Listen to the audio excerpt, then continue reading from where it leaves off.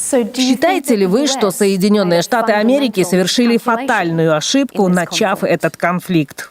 Фатальную ошибку совершили. Этого нельзя было делать. Как вы думаете, США пошли на это сами или их подтолкнул какой-нибудь союзник? То, что Израиль втянул Америку в эту войну, это факт.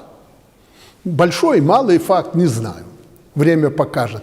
Но то, что американцы не та страна, которую можно, знаете, на поводке коротком водить, это тоже факт. Поэтому невозможно было Америку втянуть в этот конфликт, как какого-то ягненка, если бы они сами этого не хотели.